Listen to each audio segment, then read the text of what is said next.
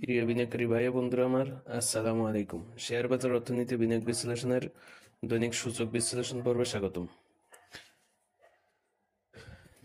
মার্কেটে যে পতন অব্যাহত আছে এটি আমাদেরকে পুরোপুরি নিঃশেষ করে দিচ্ছে। সংস্কারের ফাঁদে পড়ে আমরা একবারে পুরো নিঃস্ব হয়ে গেছি।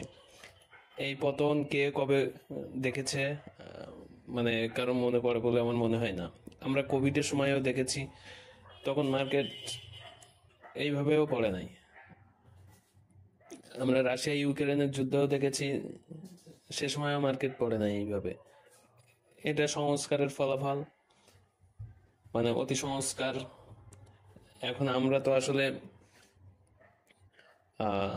ছাপোষা দেশের গোলাম সমাজ, কারণ আমরা সবসময় সাধারণ মানুষই সবসময় নির্যাতিত শোষিত হয়েছে, আর বুর্জোয়া শ্রেণী সবসময় লাভবান হয়েছে।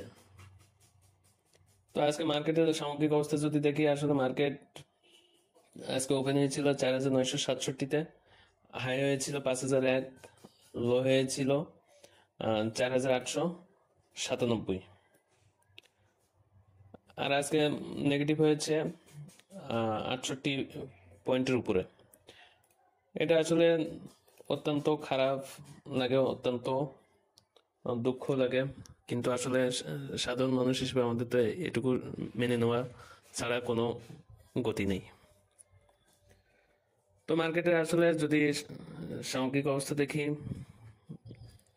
মার্কেট এখন যে পজিশনে অবস্থানে আছে এটা অত্যন্ত ভঙ্গুর অবস্থানে আছে। এখন মার্কেট যদি 4,800 থেকে 4,850 এই অঞ্চলের ভিতর থেকে যদি না ঘুরে দাঁড়াতে পারে, তাহলে মার্কেট আরো নিচে আসবে বলে আমার মনে হয়।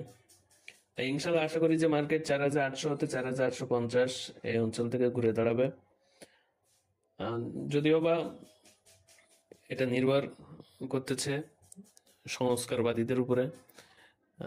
তারা যদি চান তাহলে হয়তো মার্কেট ঘুরে দাঁড়াতে পারে। আল্লাহ আমাদের সবাইকে হেদায়েত নসিব করুন। আমরাও আসলে একটু সচেতন হই। আসলে নিজেকে নিজে সান্ত্বনা দেওয়ার মতন ভাষাই আমার জানা নেই। জানি না কোথায় যে এই পতন থামবে।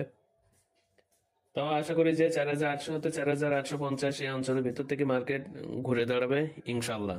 আল্লাহ আমাদের সহায় হন, এই কামনা করি। সবার বিনিয়োগ যাত্রা সফল হোক, সুন্দর হোক, আর সবাই আল্লাহর উপর ভরসা রাখুন। কেউ কেউ আসলে অতি পেরেশানি আসলে আছে, কারণ পুত্র শোক ভোলা যায়, টাকার শোক ভোলা যায় না। তো তো তারপর বলবো সবাই শান্ত থাকুন এবং যে যার অবস্থান থেকে আওয়াজ তুলুন। ধন্যবাদ। আসসালামু আলাইকুম।